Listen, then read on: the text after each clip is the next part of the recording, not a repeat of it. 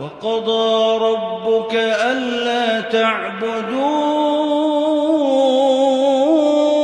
إلا إياه وبالوالدين إحسانا إما يبلغن عندك الكبر أحدهما أو كلاهما فلا تقل لهما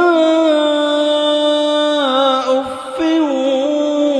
ولا تنهرهما